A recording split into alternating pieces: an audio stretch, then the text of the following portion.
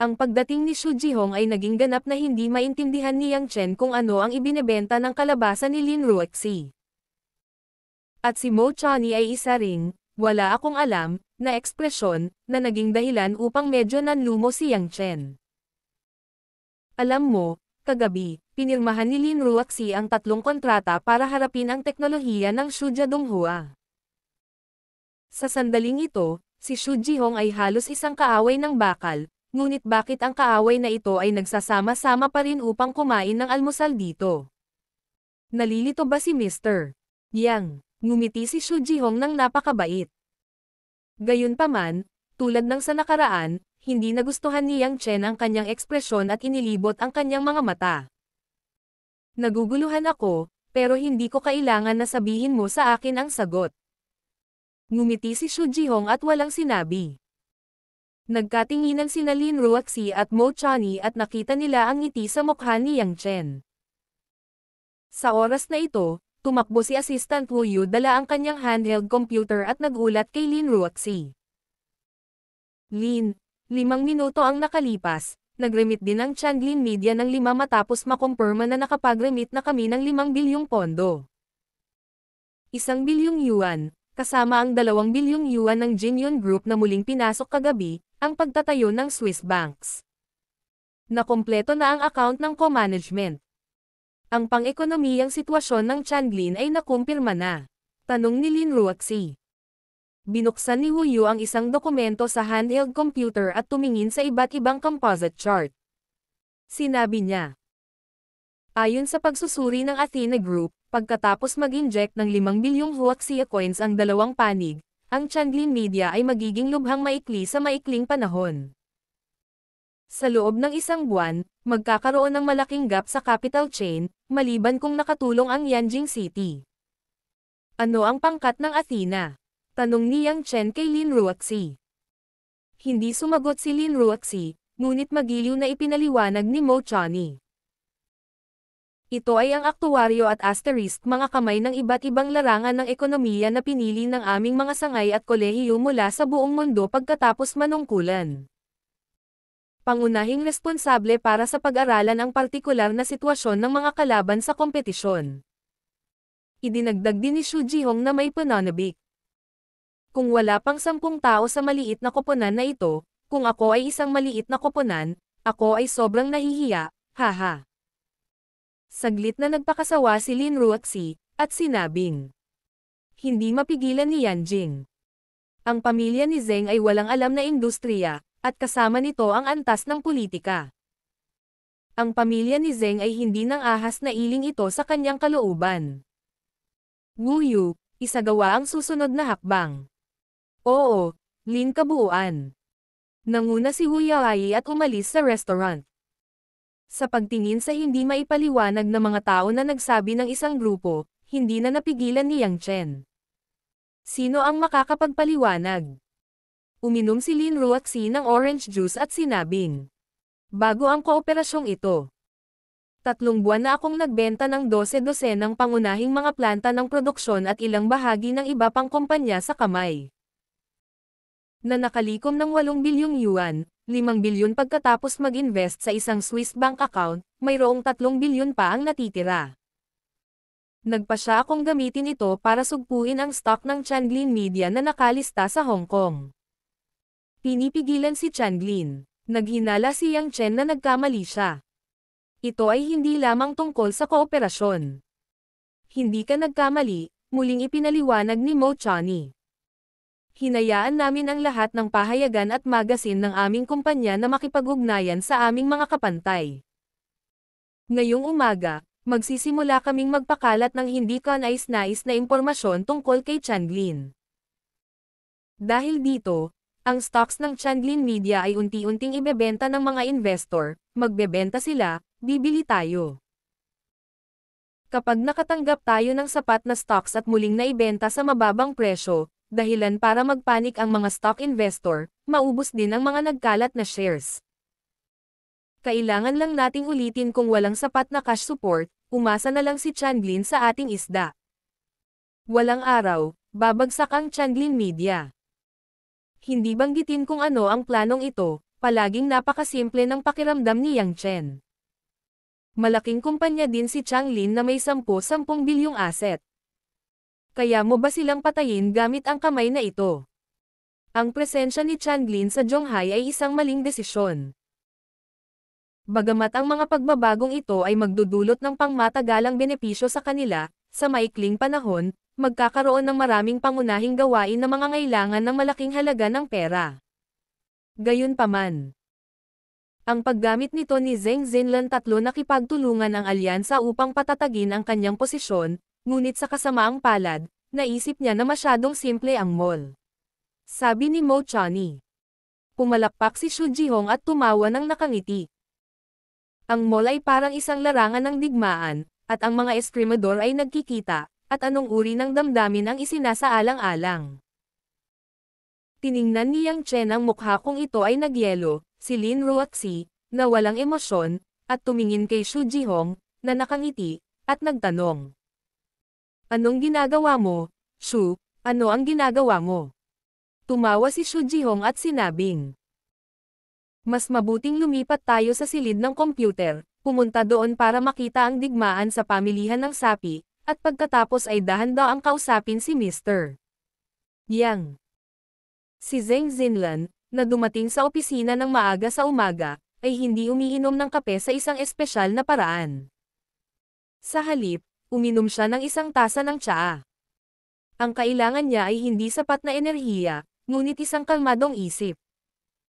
Dahil, naramdaman ni Zheng Zhenlan na hindi stable ang kanyang emosyon. Kalahating oras ang nakalipas. Kinumpirma ng Ministry ng Pananalapi na mayroon ng 7 bilyong yuan sa bank account ng UBS. At naglabas si Zheng Zhenlan ng mga tagubilin, at lahat ng pondong nalikom ng 5 bilyong yuan ay namuhunan. Sa ganitong paraan, ang pagtutulungang ito ay halos mahigpit, at walang sino man ang maaaring magsisi. Kung tutusin, hindi biro ang 12 bilyong yuan na pondo para sa kooperasyon sa pananaliksik at pagpapaunlad ng mga bagong materyales. Gayunpaman, dahil lang sa tila masyadong maayos ang lahat, nagsimulang hindi mapalagay si Zheng Zhenlan. Hindi siya strobag, hindi duwag. Alam na alam niya ang kanyang ginagawa. Hinala niya na maaaring ito ay isang beses na pamumuhunan na masyadong malaki para sa kanya upang umangkop. Nakaupo pabalik sa malaking leather chair ng kanyang presidente, nagsimulang tumingin si Zheng Zhenlan sa isang serye ng mga dokumento ng kontrata sa computer, puno siya ng kumpiyansa sa hinaharap. Binigyan ng pamilya ang Changlin Media ng malaking industriya at inalagaan ang sarili nito. Matatag nilang pinili na lumipat sa China Shipeng Development. Bagamat gumamit sila ng maraming mapagkukunan ng tao at pananalapi upang tumayo ng matatag, hindi maaaring baliwalain ang mga inaasahang hinaharap. Ang Changlin Media ay naiiba sa ilang iba pang kumpanya ng industriya ng fashion. Kahit na ang China Shipeng ang pinakamakapangyarihang Yulei International, walang political network tulad ng Changlin Media. Ito ay isang likas na kalamangan. Si Zheng Zhenlan ay kumbinsido na hanggat ang kooperasyon ay nakumpleto at ang mga kita ay nabuo, ang pagbuo ng Changlin Media ay tiyak na lalampas sa Yulei International. Bagamat si Lin Ruoxi ay isang namumukod-tanging manager, sa pananaw ni Zheng Zhenlan, siya ay isang magandang babae, isang babaeng dapat hulihin niya sa kalaunan. Noong nakaraan, halos magtagumpay ako sa universidad. Bagamat kasama ko ang iba, naniniwala si Zheng Zhenlan na sa kanyang sariling paraan, palagi siyang makakabalik. Higit pa rito, ang lalaki ay natuklasan niya bilang isang kahinaan. Sa makatuwid, hindi nagmamadali si Zheng Zhenlan. Ang kailangan niya ngayon ay panatilihin ang bawat hakbang at maging praktikal. Siya ang senior ng Lin Ruoxi. Sa hinaharap, ang mall din ang magiging elder ng Lin Ruoxi. Maya-maya lang ay biglang kumatok ang pinto. Pasok ka. Tumakbo ang mabilog na katawan ni Lu Tao, at nagmamadaling sinabi. President. Nakatanggap lang ng balita. Huaxia Weekly. China Shipeng Daily. Jiangnan News. Na nagsasabing wala pang 20 media. Lahat ay nagulat na ang aming Changlin Entertainment at Changlin Records ang negatibong balita ng kumpanya ay tungkol sa mga iskandalo tungkol sa hindi sinasabing mga patakaran at insiderism. Biglang nagulat si Zheng Xinlan, ngunit hindi masyadong nasasabik, kumatok sa mesa at nagtanong. May dahilan ba para malaman ito? Biglang hinarang ng mga media na yan ang pakikipag-ugnayan sa amin, pero ang mga balitang yan ay maaaring linawin sa pamamagitan ng ilang paglilinaw ng press conference. Kung tutuusin, wala silang sapat na ebidensya, ngunit, ano ito? Ang aming stock ay bumagsak sa pinakamababang punto ng buwan at kinukuha ng ilang hindi pamilyar na kumpanya. Meron ding mga individual buyer na bumili ng maraming stocks. I think this is not the case. Nahihiyang bulong ni Lu Tao. Hindi tama. Siyempre hindi tama. Namamanhid ang anit ni Zheng Xinlan, at unti-unti niyang napagtanto kung ano ang nangyari. Sinabi niya, sisimulan ko ang pangangalap ng pondo mula sa lahat ng partido at ipunan ang lahat ng pera na maaaring makolekta, kaagad. Oo. Tumakbo si Lu Tao palabas ng opisina at natakot kay Zheng Xinlan. Si Zheng Xinlan ay hindi na makaupo, tumayo at naglakad. Alam niya na ito ay tiyak na isang premeditated capital war. May tatlong uri ng digmaan sa ganitong uri ng digmaan. Hindi ikaw ang mamatay, o ako ang mamatay, o pareho ang matatalo. Kung gusto mong ilunsad ang ganitong uri ng pag-atake, tiyak na kalaban ka na gustong makipaglaban sa iyo. Sino ta? Ang presensya ni Changlin sa China Sea ay walang alinlangan na malaking shock sa mga kumpanya sa iba pang kaugnay na industriya. Gusto niyang harapin ang kasaganaan ni Changlin, ngunit si Yulei lang ang maaaring ilagay sa countertop. Si Lin Ruoxi ba? Malamig at malamig iyon, parang babaeng hindi kumakain ng Furryworks Ferry. Ang babaeng nag-aaral sa kanyang puwet. Hindi makapaniwala si Zheng Xinlan na ang babaeng ito, na tila walang kalaban-laban sa mundo, ay lalaslas ng kutsilyo. Nang mag-isip ako saglit, gusto ni Zheng Xinlan na tawagan at tanungin si Lin Ruoxi. Alam ba niyang utak niya ang lahat, ngunit kinuha niya ang telepono at hinayaan ito. Alam niyang hanggat tinanong niya ito, kahit ano pa ang sagot, hindi niya makukuha ang babaeng iyon sa buhay niya, hindi niya ito kayang bayaran. Presidente. Sumigaw ang boses ni Lu Tao sa kalmado ng opisina. Pawis at pawis ang taong matabang tumakbo sa pinto, at sinabing, ang malaking bagay ay ang presidente. Ang mas malalaking bagay, huwag mong guluhin ang parisukat, sabi ni Zheng Xinlan. Napabuntong hininga si Lu Tao at nag-aatubili na nagpakatatag. Aniya. Kakatanggap ko lang ng report. Sa kabilang panig ng Hong Kong, nabili ang stock namin sa mababang presyo. Dahil dito, nagsimulang magbenta ang mga nagkalat. Ngayon ay nagsimula na silang tumanggap ng higit pa sa kanila. Basta higit pa sa doble, magpatuloy ka lang ng ganito. Ang mga mata ni Zheng Xinlan ay kasing talas ng kutsilyo, kinuha ang telepono sa mesa at direktang ikinonekta si Liu Masheng, ang pinuno ng Ministry ng Pananalapi. Si Liu Masheng ay nasa Changlin Media ng kalahating buhay. Isa rin siyang internationally renowned financial marketer. Palagi niyang pinagkadalubhasaan ang stock para sa Changlin Media. Taiman. Liu Shu, kumusta ang sitwasyon? Tanong ni Zheng Xinlan ng mapayapa hanggat maaari. Dumating ang makapal na boses. Xinlin, masyadong malaki ang agwat ng pondo, nagsimula na akong bumili ng mga stock na nabenta, ngunit ang kabuuang halaga ng pondo ay hindi sapat, at sa wakas ay hindi makakain. Kung magpatuloy tayo, babagsak tayo. Bumagsak. Direktang ginawa ng balitang ito ang kamay ni Zheng Xinlan. Direktang ginawa ng balitang ito ang kamay ni Zheng Xinlan sa isang kamao, at nais na direktang tumawag. Well, kailangan kong makalakam ng pera sa lalong madaling panahon, sabi ni Zheng Xinlan. Pagkababa ng telepono, agad na sinabi ni Zheng Xinlan kay Lu Tao, agad mong hinayaan ang mga lokal na sangay na magpadala ng pera sa punong tanggapan, at lahat ng pondo ay pumasa sa krisis. Oo, ang presidente. Alam din ni Lu Tao na desperado siyang lumaban, hindi nang ahas na kaladkarin, at agad na tumakbo palabas. Huminga ng malalim si Zheng Zinlan at nag-dial ng tawag sa telepono. Nako, Zheng Laudi, bihira ang tawag mo sa akin at gusto mong mamatay kuya. Tumawa ng malakas ang lalaking kausap. Nang marinig ko ang sigaw ng intimacy, gamaan ang loob ni Zheng Zinlan. Director Wang, I am bothered now. This morning, how many media have reported the negative news of Changlin Media? The SARFT is your world, you can get it. Help out on that line, the news that is sent out can't tapos na, pero bigyan natin ng lunas. Ano? Hindi kumakain at naninira ang mga pahayagan na iyon. Panigurado, kapatid, ipapakita ko ito sa iyo.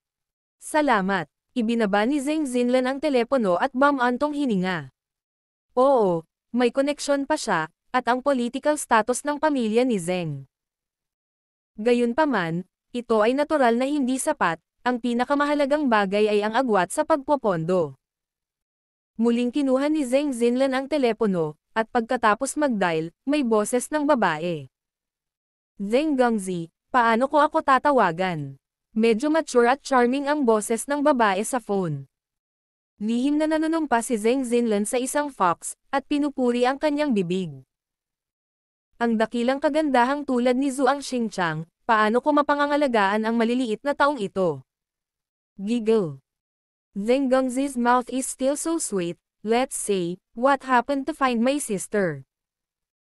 This is the case, we Changlin Media suddenly a little urgent. I hope that Zhuang Xingxing will do more, and allow me to borrow more money. Zheng Zinlan was anxious, and he said. President Zhuang was silent for a while and said. Zheng Gangzi, I am not stingy. You should also know the last bank robbery. We are now in a mess, and many things are inconvenient. If there is no mortgage, it cannot exceed 100 million. Do you see it? Then I mortgage. My subsidiaries and real estate can be. If you mortgage, the money will not be paid immediately, Zhuang said. Anyway, play me. Zheng Zinlan sighed with a sigh of relief. That line, it is 150 million. 1 point is 1 point. After Zheng Zinlan successively played more than a dozen banking institutions, he raised more than 1 billion yuan of funds. However, once he opened the online stock market dynamics, he found that it was still insufficient and wanted to curb this fierce battle. Still need money. Tandang padamdam. After thinking for a long time, Zheng Zinlan dialed a phone call that was not forced to be dialed. After the phone was turned over, it was connected. There was a slightly old voice on the head. Zinlin, your business, I already know. Grandpa, this is my big deal, but I have already raised enough funds now, I only need another billion, I believe I can turn defeat into victory. We are the banker, we have a natural advantage, we can certainly do it. Zheng Zinlan said earnestly. When Zenji's father was silent for a while on the phone, he asked, you just said, how much money? Zheng Zinlan's face is gratifying. He knows that although the family owner of Zenji's family has already handed over to his father's generation, the real hell is undoubtedly the old man who lives in a simple way. As long as he nods, then the existing industries owned by Zenji's other industries no money will be a problem. 1 billion. I only need 1 billion. After this difficult time, I will definitely make it back, Zheng Zinlan said, throat. Zinlin, give up, don't say a billion, I can't even give you 500 million. Not to mention, as far as I know, even if you give 2 billion, you may not be able to pass this level. Sighed the channel. Zheng Zinlan looked like a blue-green, unwillingly asked. Why? Grandpa, you can certainly investigate the ghost of this time, is it the jade, right? Yes, According to the current intelligence, it is Lin Ruoxi of Yulei. The grandfather should be very clear. Yulei invested a total of 500 million yuan this time. They are rich, and they can't have more than 50 million yuan at a time. Zheng Xinlan confirmed that it was a ghost of Lin Ruoxi, and he felt a while irritated. Zheng Laozi asked, "If you add another Donghua technology, add a Zhuja Shujihong. Halimbawa, isang thunder bomb, direktang hayaang manginig ang kamay ni Zheng Xinlan sa telepono." Xu Jihong. Si Xu Jihong, na 3 beses nang nakikitungo, ay ang alyansa ni Lin Ruoxi. Ang lahat ng ito ay sa wakas ay nalinaw sa isip ni Zheng Xinlan, ngunit sa parehong oras, siya ay labis na natakot. Yung babaeng yun. Grabe. Xinlan.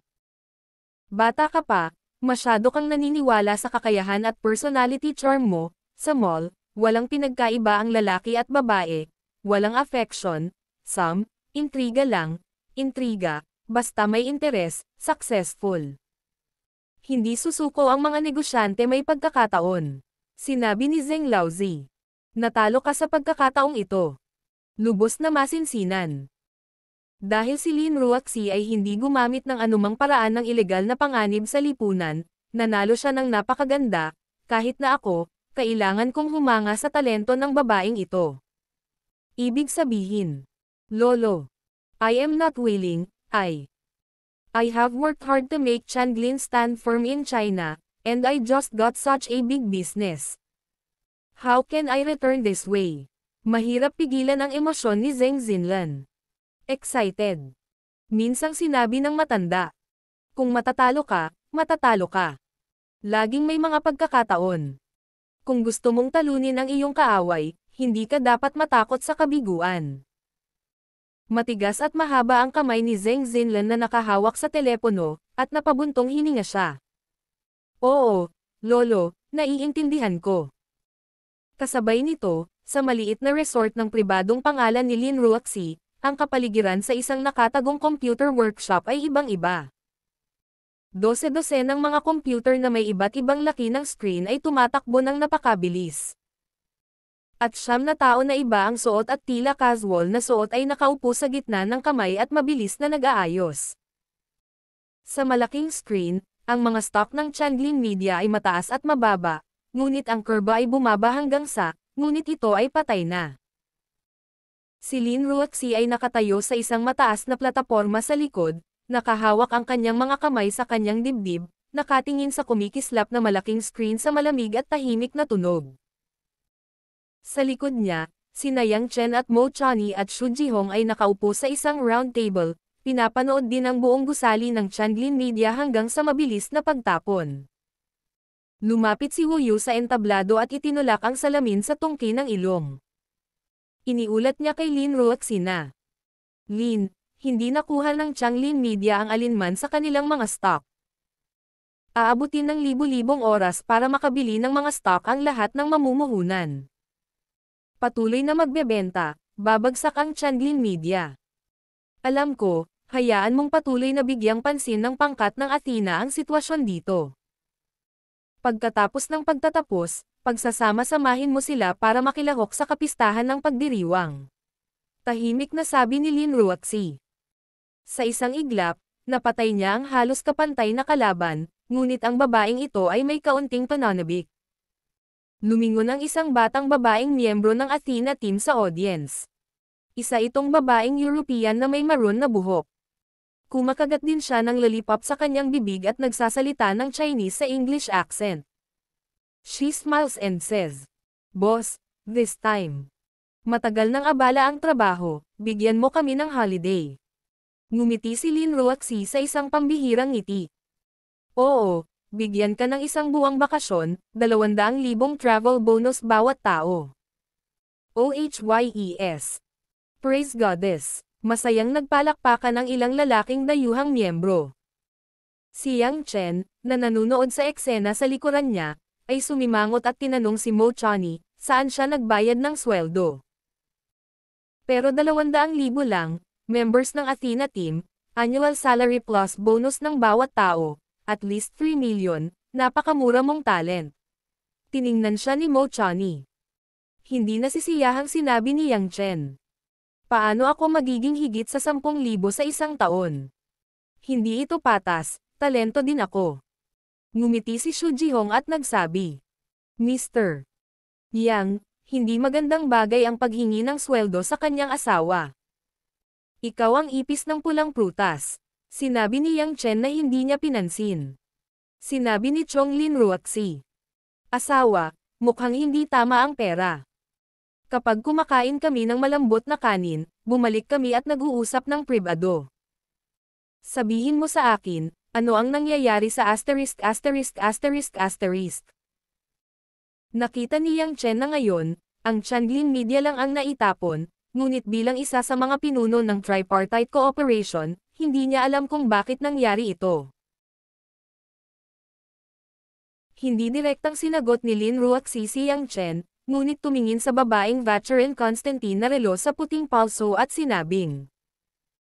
Magsisimula na ang selebrasyon, bagamat karamihan sa kanila ay mga insider, ngunit huwag malate, mauna na tayo. Huwag magpaliwanag. Malungkot na tanong ni Yang Chen.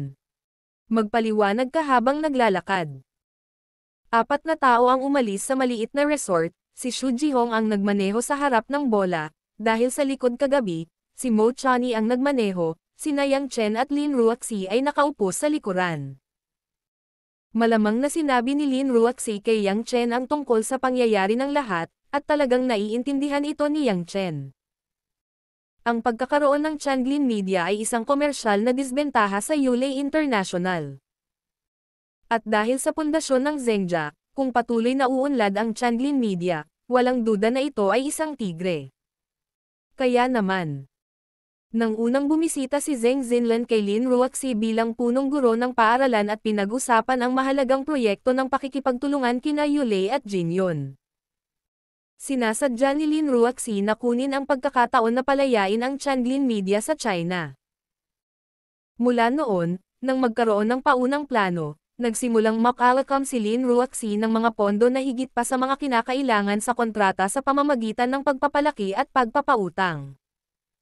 Upang talunin si Changlin sa stock market war ay ang ideya na sa simula.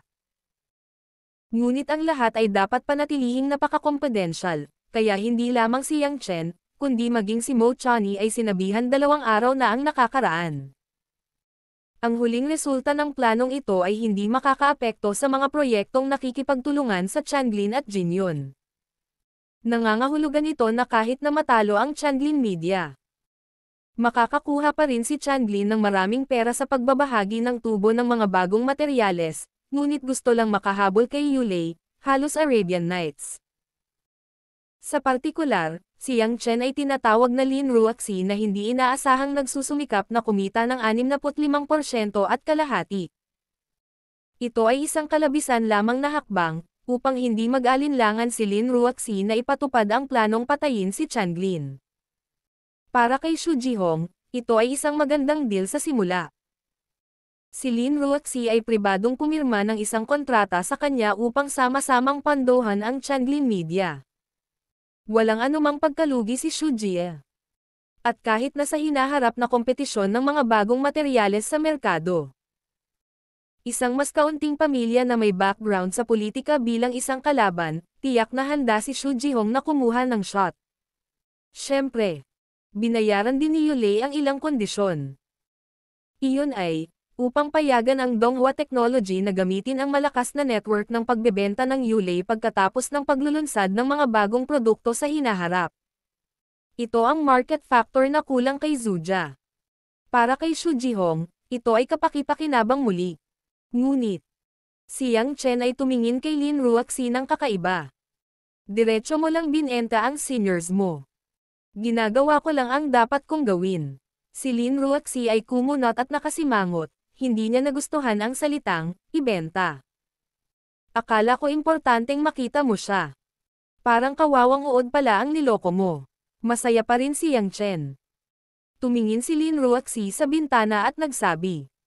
Siya ang senior ko, ngunit wala itong kinalaman dito. Pero hindi mo kailangang magsinungaling sa akin ng ganito. Hindi ko alam hanggang sa huli. Hindi nasisiyahan si Yang Chen.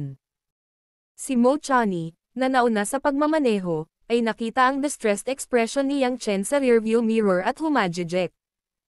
Huwag kang pakasalan, paano ka makikitira sa iba? Tumanggo si Lin Ruaxie bilang pagsang-ayon. Binasag ni Yang Chen, yang baluktot ng kalsada. Ang ganitong uri ng mapanlinlang na teknolohiya ay umabot sa punto ng pagiging napakahusay. Dahil hindi niya kailangang pagtakpan ang mga kasinungalingan, hindi niya dinadaya ang mga taong tulad nito. Naiintindihan ni Yang Chen na sinabi sa kanya ni Mo Chani ang sinabi niya kahapon, ang katutubong bentahe ni Lin Ruaxie ay kung ano ito. Gayunpaman, pinag-isipan itong mabuti ni Yang Chen at nalaman niyang may mali dito. Kumunat ang noo niya at nagtanong. Dahil nagkaroon ka ng konsultasyon kay Xu Jihong noon, bakit siya nagpadala ng isang mamamatay tao upang barilin tayo noong siya ay nasa Hong Kong? Tumalikod si Lin Ruaxie at humihingi ng tawad. Sinabi niya, ikinalulungkot ko iyon. Nabanggit lamang ni Xu Jihong na nagbigay siya ng tiyak na sagabal at ginawang mas kumbinsido si Zheng Xinlan sa determinasyon ng ating alyansa. Hindi ko alam, papatay talaga siya. Mo Chani, who was driving, was afraid of Yang Chen's anger, and explained. Yang Chen, Ruaxie is unaware. Xu Jihong wants to take the opportunity to kill you, because for him, no matter who dies, it is beneficial. But we are not alright. Next time I am looking for a chance to rectify Xu Jihong, don't blame Ruaxie. Ang puso ni Yang Chen ay nalulumbay, at ang hanggal na babae ni Mo Chani ay halos patay na. Gusto rin niyang tulungan si Lin Ruaxie sa harap niya. She sneered. Wala akong pakialam, mahirap ang buhay ko. Ngunit kung ang pumatay kay Xu Jihong nagkataong tinamaan ka ng bala, maaari ka bang magmaneho dito? Nagsalita si Mo Chani, alam din niya ang sitwasyon sa panahong iyon, maswerte siya. Biglang yumoko si Lin Ruaxie. Ito ang kanyang pagkakamali sa pagkalkula. Isinaalang-alang lamang niya ang pangkalahatang sitwasyon at hindi lubos na isinasaalang-alang ang kaligtasan ni Yang Chen at Mo Chani. Kapag gusto mong talunin ang iyong kalaban sa susunod, huwag kalimutan ang mga tao. Ang mga tao ay mas mahalaga kaysa sa tagumpay ng layunin. Huwag mag-ingat sa mga taong tumutulong sa iyo. Sinabi ni Yang Chen ang ilang kawalang kasiyahan sa kanyang puso, hindi kasi sinisisi ni Chen ni. Mabuti ang kanyang puso. Gusto mong laruin ang risk game na ito sa hinaharap, pinakamahusay na mag-isip ng malinaw, si Xu Jihong ay isang simpleng utak, gagamitin sa iyo. Nang marinig ko ang pakikipag-usap ni Yang Chen sa aking sarili, ang puso ni Mo Chani ay matamis at mabango, ngunit nakita niya ang palpak na hitsura ni Lin Ruaxie mula sa rearview mirror. Hindi rin siya komportable. Well, Yang Chen, kung ang batis ay hindi isang Diyos, alin? Mabibilang ang lahat. Dinilaan ni Yang Chen ang kanyang bibig at umiling at wala nang sinabi pa. Tumangala si Lin Ruaxie at tumingin kay Yang Chen ng may malinaw na mata. Tiyakin, babayaran ni Xu Jihong ang presyo. Hindi, pinatumba mo lang si Chang Lin, at kailangan mong pumunta kaagad sa Xu Jihong. Halos hindi tumalon si Yang Chen sa kanyang upuan. Masyadong nakakatakot ang babaeng ito. Kumurap si Lin Ruaxie, malalaman mo kapag naghintay ka.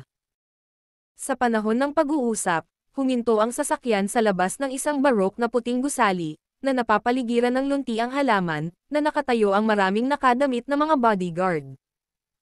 Bumaba ang tatlo sa sasakyan at naghihintay na si Xu Jihong sa red carpet sa harap ng front door. This is a small manor under my name. Wala masyadong tao na nagdiriwang ngayon, kaya it is best for you here. Please ask 3. Gumawa si Xu Jihong ng isang kilos ng paanyaya. Pagpasok ko sa conference hall. Marami na ang may hawak na champagne cocktail, nagkukwentuhan at nagtatawanan, halos lahat sila ay naimbitahang pumunta dito, Yulei International at Donghua Technology. Puno ng kagalakan ang mukha ng bawat isa, ito man ay isang kumikitang kontrata o pagkatalo sa dayuhang Chandlin Media, sulit na ipagdiwang para sa kapwa-tao. Nang makita sina Lin Ruoxi at Xu Jihong na papasok sa pinto, lahat ay nagpalakpakan ng walang pagbubukod. Malinaw, natutunan na nila ang tungkol sa stock market sa Hong Kong. Bago ang pagsasara, dapat gumuho si Chandlin. Nakipag-usap sina Lin Ruoxi at Mo Chani sa ilang iba pang senior executive ng Donghua Technology, at walang nagawa si Yang Chen. Pagkatapos uminom ng isang baso ng red wine, nakita ni Yang Chen ang isang tao na kumakawi sa sulok ng sulok. At maingat na tiningnan ito, ngunit si Zhang Kai iyon, at ang kanyang tagiliran ay nakatayo na may ngiti at ngiti kina Liu Minggayo at Zhao Hongyan. Pagkatapos ng relasyon kay Liu Minggayo, si Liu Minggayo ay walang anumang espesyal na pagbabago. Napakalambot pa rin ng mga mata ni Yang Chen, at kontrolado ng mga may sapat na gulang na babae ang kanilang mga emosyon. Congratulations, hero ka rin. Nakilala ni Zhao Hongyan si Yang Chen at hinawakan ang tasa. Ngumiti si Yang Chen at sinabing, "Hindi mo kailangang pagtawanan ito. Alam ko lang ang katotohanan ng bagay na iyon, at higit sa lahat ito ay isang nalilitong bayani." Dinilaan ni Liu Minggayo ang amber na alak at sinabing, "Napakaganda ng deployment ng presidente. Kakapirma ko lang ng ganoong nakakataba ng puso na kontrata at binawi pa ang Chandlin Media." Sumang-ayon din ang mga anak ni Zhang at Zhao na tumango, at tila ang pagsamba kay Lin Ruoxi ay umabot sa sukdulan. Matapos makipag-usap sa tatlong babae, biglang sumimangot si Liu Minggayo at itinuro ang pinto. "Look, general ba yan ng Chandlin Media?" Lumingon si Yang Chen at nakitang si Zheng Xinlan iyon. Siya ay nag-iisa, itinaas ang kanyang ulo at lumakad sa bulwagan na may magandang ngiti. Sabay-sabay na tahimik ang pulong, at ang mga mata ng lahat ay nakatuon sa ilang mahahalagang tao. Tahimik na naglakad si Yang Chen sa pintuan at uminom ng alak. Plano niyang makita si Zheng Xinlan, kung ano ang ginagawa niya, ngunit mukhang nasa magandang mood itong tingnan siya. "Lin Zhang, Xu Zhang, hindi pa ako humingi ng puso, hindi kita ginulo." Sinugod ni Zheng Xinlan ang dalawang kamay. Umiling si Lin Ruoxi at mahinahong nakipagkamay sa kanya. Ngumiti din at ngumiti si Xu Jihong, na para bang maraming taon na siyang nasa parehong liga. "Lagi akong may oras para uminom?" tanong ni Xu Jihong. Mapait at mapait na ngumiti si Zheng Xinlan. "Kung umiinom ka ng isang tasa, maituturing kang masyadong abala sa dalawang manlalaro. Ngunit bilang paggalang sa dalawa, wala rin ito sa estilong kaya ko. Kailangan ko pa ring lumapit ka at batiin ka." Mula sa 10 taon na ito, tinatansya ni Changlin na hindi na mahirap makipagkompetensya sa iyong dalawang kumpanya. Tatagal ng 10 o 8 taon, mahinahong sabi ni Lin Ruoxi. Makakakuha din si Changlin ng bahagi ng kita, at magiging mas mabilis ang pag-unlad. Sinugod siya ni Zheng Xinlan at ikan-away ang kanyang kamay. "If I am a broke, I still call you that. You can lie to me hard enough. I didn't expect that the primary school girl of that year will give me such hand." Paumanhin, isa akong negosyante, sabi ni Lin Ruoxi. Ang pangungusap na ito ay medyo tulad ng isang linya sa isang pelikula, ngunit si Lin Ruoxi ay talagang malamig para pag-usapan ito. Ang tono ni Zheng Xinlan ay isang asong babae, at nakangiting sinabi niya, "Oo, kumikita ang mga mangangalakal, hindi pa rin ako kasing husay ng iyong makakaya, ngunit matututo ako ng leksyon." Pagkatapos noon, tumingin si Zheng Xinlan sa gilid at nakita ang figure ni Yang Chen. Ngumiti siya sa masasamang espiritu ni Yang Chen. "Ginoo Yang, hindi kita makakalimutan, hindi pa tapos ang competition natin. Kung hindi ka aalis, kukuha ako ng kutsilyo para putulin ang mga gulong ng sasakyan mo." Direktang bumalik si Yang Chen. "Kompetisyon. Nakipagkompetensya sa buhok, asawa ko ba, gusto mo pang maging hari ng bundok para mangagaw ng babae?" Binigyan siya ni Zheng Xinlan ng matalim na tingin at nginisyan, tumalikod at naglakad palabas. Palagi kong nakikita ang hindi masabi na figure na lumalabas sa gate, muling ibinalik ni Xu Jihong ang kanyang tingin, at sinabi ni Lin Ruoxi. Siya ay isang mahusay na kalaban. Sa kasamaang palad, ang oras para sa paglangoy sa mall ay palaging mas kaunti.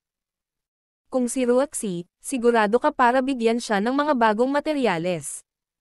Ang bahagi ng tubo. Iyan ay maaaring magpalaki ng tigre. Ang tigre ay hindi kakilakilabot, mayroong isang tagapagsanay. Sinabi ni Lin Ruoxi. Kikilos ako ayon sa kasunduan. Tumanggo si Xu Jihong bilang pag-unawa. Mukhang pagkatapos ng mahabang panahon, pareho tayong kailangang magsimula ng isang mabangis na paghaharap sa proseso ng paglilista ng mga bagong produkto. Umiling si Lin Ruoxi. Hindi. Ang aming mga produkto ay tiyak na unang ililista, at ito ay mas mabilis kaysa sa iyo. Mahirap itong sabihin. Alam kong si Yun ay may doktor. Li Guangzhen, ngunit si Dr. Green ng Donghua ay dalubhasa din sa kompetisyon, kumpiyansang sabi ni Xu Jihong. Lumingon si Lin Ruoxi at medyo nanunuya. Si Dr. Green ay magsisimula sa susunod na linggo sa Hong Kong at si Dr. Li Guangzhen ay magkasamang bubuo ng pananaliksik at aalis sa iyong lab. Sino sa tingin mo ang mas mabilis? Nang sabihin ni Lin Ruoxi ang isang mainit na balita, ang madla ng madla ay mukhang blanko, halatang walang nag-iisip na magkakaroon ng ganoong hindi inaasahang sitwasyon. Namumula ang mukha ni Xu Jihong, at bahagya siyang ngumiti. Kung ayaw mo akong kulitin, ako ang may-ari ng Green Studio. Siguradong sasabihin sa akin ang pananatili ni Dr. Green. Hindi niya kailangang sabihin sa iyo, dahil personal mo itong pinirmahan, at nagpa siya na hayaan si Dr. Green na umalis sa lab at magtrabaho sa Jinyun Institute. Kung hindi ka naniniwala, maaari mong tawagan si Dr. Green, ako isipin na dapat ay nakita kanyang pinirmahan ito. Mga dismissal documents, Lin Ruoxi Road. Imposible. Hindi pa ako pumirma ng ganyan. Ilang beses bumuti ang boses ni Xu Jihong, kinuha ang telepono mula sa bola, at nag-dial ng numero ng telepono. Matapos maikonekta ang telepono, nagpadala ang kabilang partido ng Chinese accent sa wikang Chinese. Mr. Xu, ito ay isang aksidente, tatawagan mo ako sa oras na ito. Nang marinig na medyo napangiti si Dr. Green, nanlamig ang mga buto sa likod ni Xu Jihong, at ngumiti siya at nagtanong. Doktor, ano ito, mali ba ang ginagawa ko? Wala kang ginawang mali. Trabaho ko ang hindi makapagbigay sa iyo ng kasiyahan. Nakaramdam ako ng kahihiyan. Dahil nagpasya kang paalisan ako sa lab, tatanggapin ko ang imbitasyon ng kaklase kong si Dr. Li Guangzhen na pumunta sa Jinyun. Kasama niya. Nagtatrabaho na.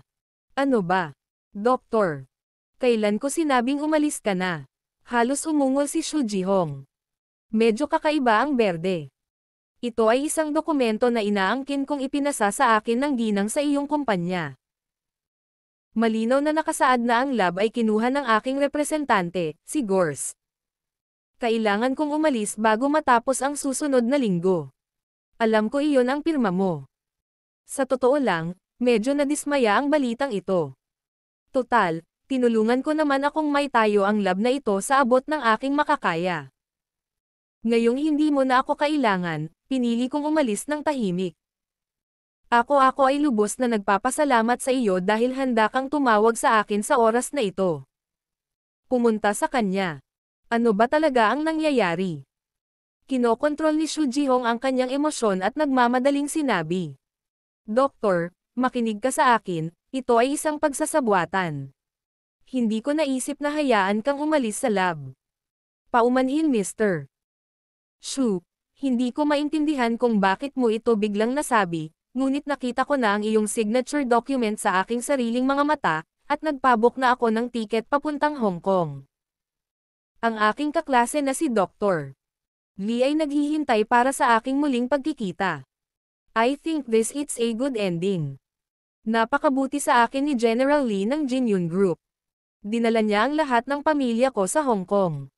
Nagpa siya akong magtrabaho para sa kanya. Kung sinabi ni Mr. Hindi maintindihan, I can only say sorry. Sa mga salita ng iyong mga inchik, nagawa na namin ang aming kapalaran. Palm, Mr. Shu. Natapos magsalita si Green at ibinaba ang tawag. Direktang ibinagsak ni Shu Jihong ang high-end na custom na mobile phone sa lupa at naging isang tumpok ng mga Jin o Taigutei na bahagi. Bakit? Gusto kong malaman kung bakit. Ang mga mata ni Shu Jihong ay nagkaroon na ng ilang mga duguan na mga mata. Kahit nakaharap niya ang isang babaeng pilit niyang hinahabol, ngunit nahihirapan siyang pigilan ang kanyang galit. Tiningnan siya ni Lin Ruaxi nang walang takot. Napakasimple ng proseso ng insidente. Ibinigay ko sa iyo ang kontrata para mapatalsik si Dr. Green, at napakalayo mong pinirmahan ang salita, kaya magiging ganito. You never gave me that kind of file. You are forged, sabi ni Shu Jihong sa mahinang boses. Talaga ba? Pag-isipan mo, ngumisi si Lin Ruaxi. Sinubukan ni Shu Jihong ang kanyang makakaya at nagsimulang mag-isip ng mabuti. Noong araw, naalala niya ang araw na iyon, biglang bumisita si Lin Ruaxi ng pribado at nakipag-usap tungkol sa pagsama sa pamilya Shu upang harapin ang Changlin Media na kakapasok lang sa China Sea. Sa ilang sandali, kinilig si Shu Jihong at itinaas ang kanyang daliri, tinutukan si Lin Ruaxi. Oo. Stock ba yan ng mga kontrata? Sa araw na iyon. Nang magmungkahi si Lin Ruaxi, gusto niyang hiramin ang alyansang ito sa Jinyun at Changlin, at sa pag-angkin ni Shu Jihong ng anti-Gao Changlin na pag-atake, lubos na sumang-ayon si Shu Jihong. Napakalinaw niya na bilang presidente ng Yulei. Tiyak na hindi gusto ni Lin Ruaxi ang Changlin Media, isang malakihang kumpanya na may parehong kalikasan, na nakatayo sa parehong entablado, kaya normal na makipag-ugnayan sa Changlin Media.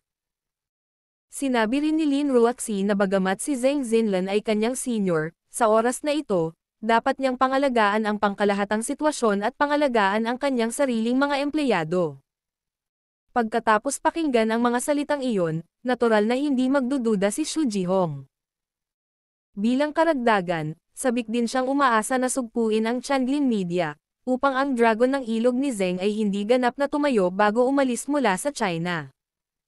Sa makatuwid, noong panahong iyon ay nangako ako sa panukala ni Lin Ruaxi na magkasamang patayin si Changlin. Gayunpaman, nag-aalala si Lin Ruaxi na magsisi si Shu Jihong. At hindi na siya kinuha pagkatapos magsimula ang digmaan sa stock market. Kaya kumuha siya ng isang stock ng mga kontrata, buong 12 ng mga pahina, at pumirma si Shu Jihong upang matiyak ang lihim na pakikipagtulungan. Sa eksena sa oras na iyon, nakita ko ang pagiging maingat at pagsasabuatan ni Lin Ruaxi, at hindi na nag-isip pa si Shu Jihong. Binaliktad niya iyon at saka pinirmahan ang pangalan niya. Ang salansan ng mga kontrata ay hinaluan din ng karagdagang piraso ng nilalaman. Sina Shu Jihong at Zheng Xinlan. Ang pakiramdam ni Lin Ruaxi ay palaging isang malamig at malinaw na ugali, may kakayahan, ngunit tiyak na hindi ang uri ng babae na may mabuting puso at bisyo, kaya hindi nila binigyan ng sapat na pansin si Lin Ruaxi. Minaliit ni Zheng Xinlan ang panig ng malamig at malalim na lungsod ng Lin Ruaxi, at minaliit ni Shu Jihong ang kahihiyan at natural na pag-arte ni Lin Ruaxi. Hindi mo akalain na ang babaeng ito na kadalasang nagsasalita ng may malamig na mukha, na hindi nakikilahok sa anumang pampublikong kaganapan tuwing karaniwang araw, ay gagawa ng ganitong uri ng mga masasamang pandaraya. Ang higit na kinasusuklaman ni Shu Jihong ay ang diskarte ni Lin Ruaxi, mas tiyak, ay isang walang talo na sugal. Si Lin Ruaxi ay isang sugal, pagsusugal na pipirmahan niya kaagad dahil hindi siya masyadong maghay-hinala sa kanya, at hindi masyadong pag-aaralan ang kontrata. Bukod dito, kahit na nahanap niya ang maling lugar ng maaga, si Lin Ruaxi ay hindi magkakaroon ng anumang pagkawala. Hindi malaking bagay na makipagtulungan sa iba pang dalawang kumpanya upang makakuha ng mas kaunting tubo, at hindi makakaapekto sa pangkalahatang sitwasyon. Sa huli, ang sarili kong katangahan ang talagang nagpanalo sa pagsusugal ni Lin Ruaxi. Tandang padamdam. Ang baso ng alak sa kamay ni Shu Jihong ay bumagsak sa baso, at siya ay nadurog sa glass slug. Kung ang ilog. Ikaw ang pandaraya na ito.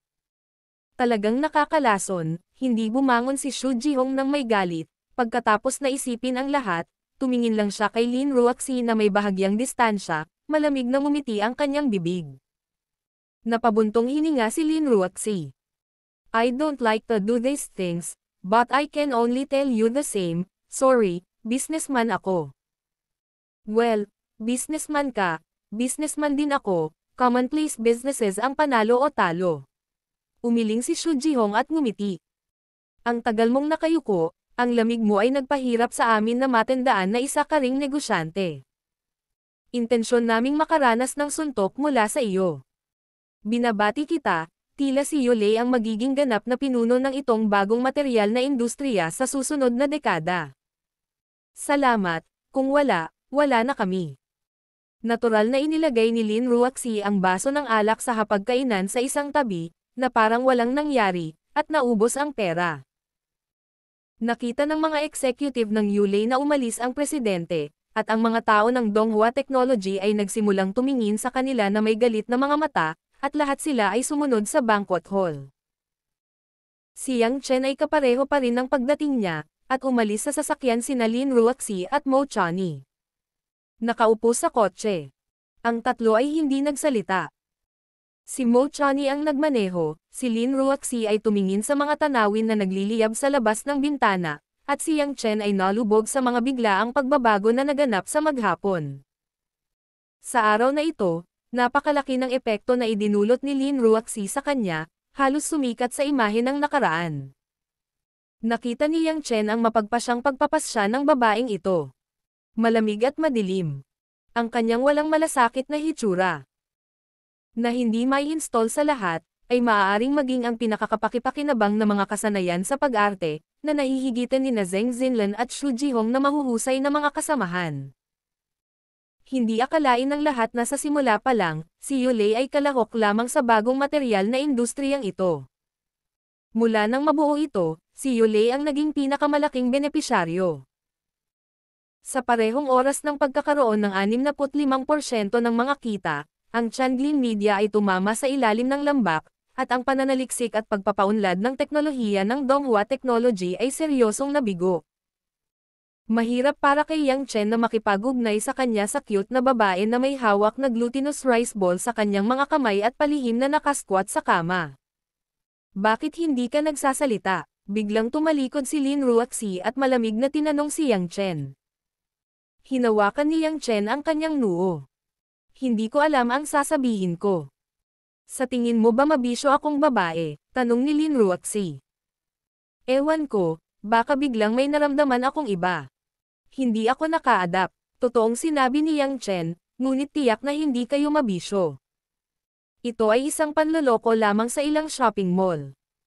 Kayong mga kapitalista ay naglalaro ng mga kapitalista. Walang mabisyo, nakakalason. Mahinang sinabi ni Lin Ruoxi. Kahit na sa tingin mo ay mabisyo ako, gagawin ko rin. Sinabi sa akin ni Lola na kung hindi siya magaling na negosyante, hindi siya magkakaroon ng pagkakataong mabuhay. Sa mundong ito, gusto ko kung ikaw mabuhay, kailangan mong talunin ang kalaban sa level mo. Kahit hindi ka manalo, hindi mo sila mabibigyan ng pagkakataon na lumunin ka. Gusto ko lang protektahan ang sarili ko at protektahan ang lahat ng iniwan ng lola ko para sa akin. Kung tatayo ka sa aking lugar, sa tingin ko ay gagawin mo rin iyon. Naalala ni Yang Chen ang matandang lolo ni Lin Ruoxi na si Lin Shaguo. Ayon sa dialogo noong panahong iyon, tila nang hihinayang si Lin Shaguo sa lola ni Lin Ruoxi. Ang partikular na nangyari, bagamat hindi ko alam, halatang mahirap na babae ang lola ni Lin Ruoxi. Pagkatapos ay tingnan ang babae na puno ng kalabuan. Naramdaman ni Yang Chen na ang kanyang puso ay labis na nakakairita, napakaraming hindi alam na mga bagay, kaya bigla siyang nakaramdam ng kahihiyan. Chen Ni, pumunta ka sa harap para ihinto ang sasakyan, gusto kong mamili. Sa oras na ito, ang kotse ay nakapasok na sa urban area ng China, at nararamdaman ni Yang Chen na ito ay magiging mas mahusay. Hindi masyadong nagtanong si Mo Chani, dapat ay umiyak siya, humanap ng bakanteng espasyo para ihinto ang sasakyan. Bumaba si Yang Chen sa kotse at kumuha ng sigarilyo para ibigay sa sarili niya. Kumaway ang dalawang babae sa sasakyan. Naglalakad ako at hindi na kailangang hintayin akong kumain sa gabi. Nang makitang papaalis na si Yang Chen, nagtanong si Lin Ruoxi. Chenny, galit ba siya sa akin? I think. Huwag ka lang masanay sa ganitong bagay, may pakialam pa rin siya sa'yo, kaya ganito. Napakapait ni Mo Chani sa kanyang puso na gusto rin niya ang lalaki, ngunit gusto niyang aliwin ang kanyang babae. Biglang inabot ni Lin Ruoxi at hinaplos ang buhok ni Mo Chani. I am so happy. At this time, you choose to comfort me. We are good sisters, of course I have to stand on your side. Madaling ngumiti si Mo Chani. Pagkalipas ng ilang araw, ibabalik mo si Yang Chen sa iyong bayan at dadalhin mo ang tiyahin sa dagat ng China. Ang pares ng makinis na alakdan ni Mo Chani ay nabasag ng husto. Kung broke ka, paano mo malalaman na gusto ko? Gusto kong dalhin si Yang Chen sa aking bayan. Ngumiti si Lin Ruoxi at tinawanan ang sarili. Don't worry, although I will go to count on others, but I will never do that kind of thing to you. Si tita ang nagsabi sa akin na kailangan mong magdala ng boyfriend para makita siya. Ang aking ina, ngumuso si Mo Chani at ngumuso. Lubos siyang nagmamalasakit sa kung anong uri ng tao ang iyong kasintahan, at ang taong maaari niyang kontaken na nakakakilala sa iyo, at ako lamang. Lin Ruoxi. Biglang nabitin si Mo Chani sa isang puso, hindi ito isang sampal, biglang uminit ang mukha. Iyon.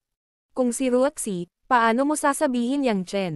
Bumilis ang tibok ng puso ni Mo Chani, napakabilis ng ritmo, bagamat nakaramdam siya ng sobrang kahihiyan, ngunit kailangan niyang magtanong. Ang problema ni Mo Chani ay nag-iwan kay Lin Ruoxi na walang salita ng ilang sandali. Matagal na katahimikan, umiling si Lin Ruoxi. Hindi ko alam. Hindi mo alam. Oo, tinanong ako ni tita nung araw na yon, nag-isip ako ng matagal, pero hindi ko talaga alam kung paano ko sasabihin, kaya hinayaan ko si tita na makita ko, mahinang sabi ni Lin Ruoxi. Maraming iniisip si Mo Chani sa kanyang mga mata. At saka, hindi ko alam kung paano i-describe. Palaging ganito ang feelings. Hindi mo alam kung nasaan ang taong ito, pero ang daming disadvantages. However, you have no way. Letting yourself go to really hate yung mga pagkukulang, feeling ko kapag biglang nagbago yung taong yon, hindi ako masasanay.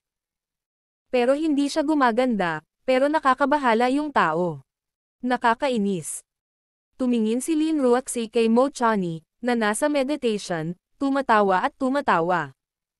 Chenny, mukhang malalim ang pagkakaintindi mo. Biglang napagtanto ni Mo Chani na si Yang Chen ang tinutukoy niya, at ang kanyang mukha ay namumula at tumutulo. I just talked about it. If you hate it, why do you think so? Ako. Hindi ako yung tipo ng tao na nakita na ang kahulugan ng paglimot. Hayaan mong sabihin ko na ang lalaki ay hindi napakahusay, o ipaubaya mo ito sa iyo. Patay ang sakit ng ulo. Pagkatapos noon, agad na tumalikod si Mo Chani at nagpatuloy na magkunwaring seryosong pinaandar ang sasakyan at nagsimulang bumalik sa kumpanya. Lumingon si Lin Ruoxi para tingnan ang direksyon na nilisan ni Yang Chen, at bumantong hininga. Pagbaba ko ng sasakyan, naglakad ako sa pedestrian street, Yang Chen, at hindi maganda ang pakiramdam ko sa sandaling iyon. Palagi akong nakaramdam ng kaunting block. Pagtingin ko sa paligid, hindi ko namamalayan na nasa kilalang business district ng Zhonghai. Na may malaking bilang ng mga billboard at nakakabinging musika, lahat para makaakit ng mga customer sa mga tindahan at department store. Sa gitna ng avenue ay isang nakahiwalay na berdeng sinturon. Maraming mesa at upuan na gawa sa kahoy na kulay pula sa gilid ng flower bed para makapagpahinga ang mga dumadaan. Hindi interesado si Yang Chen na bumili ng kahit ano. Nagplano siyang umupo at asikasuhin ang kanyang mga pahiwatig. Pero hindi ko inaasahan na nakaupo lang pala ako sa isang pulang stool, pero may isang magandang figure sa kabilang side ang sumugod. Tiyuhin. Nakasuot ng dilaw na lambanog. Isang puting sando na jacket. At isang batang babae na may light-colored ripped jeans sa ibaba. Tulad ng isang maliit na manika, na bumulusok sa mga braso ni Yang Chen, ang magkabilang braso ay nakakabit sa leeg ni Yang Chen, at ang katawan ay halos mabitin kay Yang. Katawan ni Chen. Nang makita ang malapitan, isang magandang mukha na matagal ko nang hindi nakikita, hindi napigilan ni Yang Chen na kumurap, at kapag nagkamali siya, asukal. Sugar tumango si Yi, tumango, kumalas ang dalawang puting braso, at binasag ng ilang kamao sa dibdib ni Yang Chen. Hate. Uncle, you are so worried, I haven't looked for me so long, if it is not today. I bumped into you, wala ka bang balak makipag-ugnayan sa akin sa buhay na ito? Saan ba to, gusto mo bang mag-aral ng mabuti sa high school? I see you busy, kaya hindi kita naabala para matuto, this is good for you. Sabi ni Yang Chen. Sophisticado. Ang asukal sa asukal ay inilabas ang isang maliit na dila. Palusot mo. Pagod ka na ba sa akin? Nandidiri ako, hindi mo ako ginagawang kaibigan. Mapait na ngumiti si Yang Chen, at nagsimulang manggulo muli ang babaeng ito. Hindi ka masyadong nag-iisip. May kinalaman lang ako sa sarili ko. Alam kong strict ang nanay mo sa'yo kaya hindi kita kinontak. Tsaka hindi naman ako magaling na tao. Bakit ba ayaw mo sa'yo? Iyon ay hindi makikita ng matagal. Ang asukal sa asukal ay nalulungkot na may maliit na bulaklak. Inihagis ni Yang Chen ang sigarilyo at dinilaan ang kanyang mga daliri. Hindi naman nagtagal, 1 buwan akong hindi nakarating. Hindi mahaba ang 1 buwan. Alam mo bang ang isang tao ay ilang buwan lang sa 1 taon, ilang buwan lang sa buong buhay mo. Kahit na mabuhay ka ng 100 taon, ito ay 100 at 200 buwan lamang. Ikaw have seriously hurt my vulnerable Yang. Ang puso, sabi ni Sugar. Tumawag ka. Huminto si Yang Chen at huminto. In the final analysis, I owe you in my life. This life is doomed to be unclear. You can see straight to your lola, what do you want to do? Hindi inakala ni Yang Chen na alam niyang iniisip ng babaeng ito kung paano siya pakakawalan. Ngumiti at ngumiti ang asukal sa asukal. Alam ko pa naman na tito ako, pero wala eh. Hindi ko nadala ang wallet ko ngayon. Tito, yayain mo akong kumain, gutom na ang tiyan ko. Hindi mapigilan ni Yang Chen na ngumiti at hinawakan ang ulo ng sugar candy. Sa akin, ang tagal ko na, gusto kong kumain, masasabi ko bang tapos na ako? Actually, miss ko na si Uncle, pero as a girl, I have to hold on some people. Who knows na negative kang lalaki, huwag kang magkusa na makipag-ugnayan sa pamilya, sabi ni Sugar. Nagawa ko na, nawala ang puso ko, kumain ka, kumain, at sabihin, hindi pa ako nanananghalyan. Hindi makikinig si Yang Chen. Ang asukal sa asukal ay nag-click sa baba at naisip tungkol dito, pumunta sa McDonald's. Pwede mo bang palitan ng isa, ganoon din ang cake na may karne, sa tingin ko ay masarap ang folder ng domestic meat, sabi ni Yang Chen. Ang asukal sa asukal ay tumingin kay Yang Chen na may hitsura ng mga dayuhan. Kung makakahanap ka ng lugar na makakainan ng mga meat sandwich sa malapit, sasama ako kay Tio. Iyan ay kakain ng McDonald's. Lumapit ang 2 lalaki sa McDonald's, at humingi si Yang Chen ng 4 na paa ng manok. Ang asukal sa asukal ay mayroon lamang isang chicken roll at inumin. Umupo ang 2 malapit sa sulok ng bintana at masayang kumain. Tiningnan ni Yang Chen ang asukal at binasag ang isang chicken roll at curious na nagtanong. Huwag ka nang kumain pa, tingnan mong gutom ka. Ang gutom ay dapat panatilihin sa hugis, kung hindi, walang magnanais nito mamaya, sabi ni asukal sa isang seryosong paraan. Matanda lang ng kaunti, iniisip ko ang mga bagay na ito sa isip ko, walang magawang umiling si Yang Chen. Tumayo ang asukal sa asukal at buong pagmamalaking tumayo sa maliit na dibdib na nabuo ng maliit na sukat.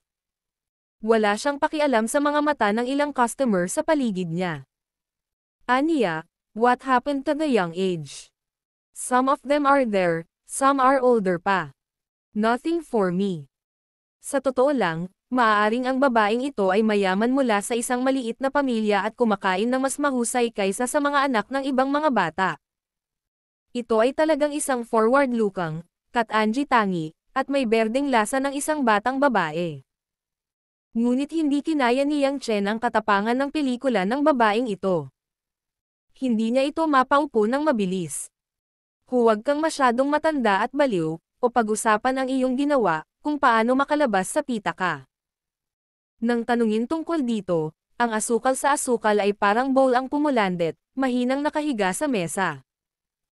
Ano pa ba ang pakikipagtalo ko sa kapatid ko? Kinumpis ka ang wallet ko, bawal akong lumabas, pero nakatakas pa rin ako. Oo nga.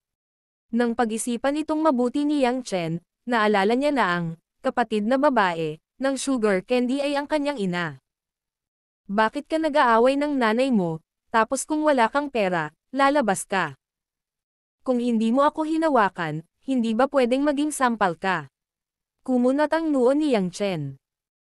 Sugar candy pouted, natatakot ba sa isang bagay? Ang babaeng ito ay ipinanganak na may kagandahan, ngunit natatakot din na walang pera na sinusuportahan.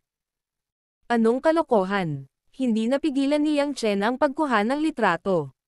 Ilang taon na yan, old saying this nonsense. You don't understand what it means to support. If you let others hear it, who will you be?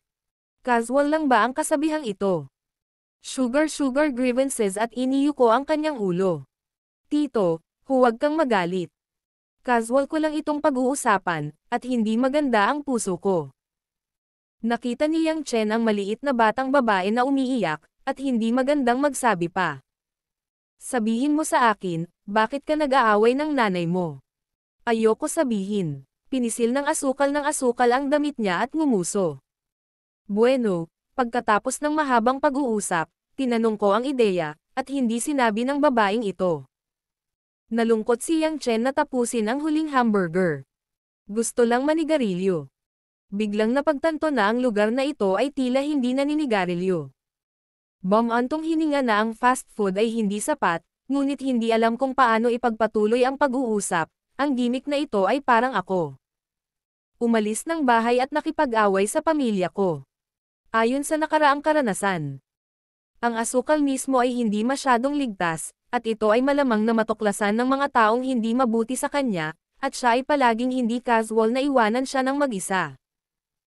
Uncle, sugar candy si Yang Chen ay hindi nagsasalita, ulong. May problema ba para sa iyo? Sa katunayan, kung ikaw ay abala, maaari kang mauna, maaari akong tumira kasama ang aking mga kaklase. Pwede bang harapin ng mga kaklase mo ang mga gustong dukutin ka? Nakangiting tanong ni Yang Chen. Narinig ni Sugar ang salitang, kidnapang, at maputi ang kanyang mukha. Walang nangyari kamakailan. Dapat hangin. Iyon ay dahil napahiya ka kamakailan, hindi lumabas upang maglaro, ay hindi nangangahulugan na ang mga bagay ay talagang lumipas na. Bumantong hininga si Yang Chen. I see, pinababalik pa rin kita, ano ang masasabi ng mag-ina? Okay lang, after a while, okay na, pwede ka ba talagang magkaaway? Sumimangot si Sugar at mukhang nag-aatubili. Ayoko siyang makita, masyadong kadiri ang kapatid ko. Kamusta na ang nanay mo? Paliwanag ni Yang Chen. Siya. Dinadala niya ako para maghanap ng lalaki. Sa wakas ay napilitan si Sugar na sabihin ito, at ang wika ay umiiyak. She always has springs from time to time, and she dresses herself as young as she was yesterday. Ask me at night, if you find me a dad, will I like it? Paano mo sinasagot? Sabi ko noon, maliban na lang kung tatay ko, o mahigpit kong sasalungat. Galit na sinabi ni Sugar. Higit 20 taon siyang hinabol ng aking ama, hindi niya itinuro ang kanyang ulo, bakit siya mag-aalala? Tretuhin ang aking ama, maghanap ng ibang lalaki. Natigilan si Yang Chen at nakangiting nagtanong. Ibig sabihin, hindi mo nakita ang nanay mo, na may kasamang ibang lalaki. Hindi ko pa nakikita, magagamit ko pa ba? I am so big, she asked me for the first time, Gusto mo bang hanapin ako ng tatay? Kailangan niyang magpalaki ng lalaki sa labas. Ano ang nagpapalaki sa isang lalaki?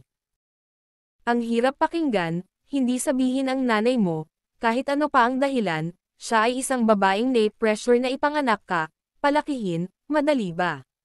Hindi naintindihan ni Yang Chen ang pangungusap. Sugar refused to say. It is not. Without her, I still have a father.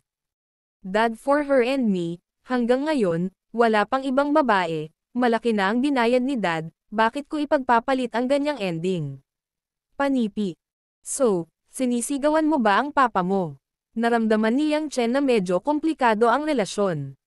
Napaisip ang asukal sa asukal, bahagyang umiling. Sa totoo lang, hindi naman. Tiyo, huwag mo akong tingnan, hindi ko alam kung ilang taon na ako. Pero alam ko rin na ang mga emosyonal na bagay ay hindi maaaring mag-atubiling, basta. Ang aking kapatid na babae ay biglang naging tulad. Ito. Hindi pa rin sinasabi sa akin kung may lalaki siya, sa tingin ko hindi niya ako mahal ng sabay-sabay. So, kinuha mo ang mga gamit ng tatay mo at sinaktan mo siya. Well, I just said a few words, at ang resulta ay maingay, nahihiyang sabi ni Sugar. Yang Chen, pakiusap, ang away na ito ay masyadong walang katiyakan. Maaari kang tumakas sa bahay na may kaunting pahinga. Hindi naman. Saglit na nag-alinlangan ang asukal sa asukal, sinabi. Nakaramdam ako ng sobrang pagod sa pangunahing araw. Bukod sa pagpasok sa paaralan, sinabihan akong huwag lumabas kapag nasa klase ako. Pakiramdam ko na namamahala sa isang bilanggo, kaya ako hindi ito masyadong masaya. Tiningnan ni Yang Chen ang asukal na may matalim na tingin. Ito ang pinakakasuklam-suklam na bagay sa iyong puso. Natahimik ang asukal sa asukal, at tumanggo siya.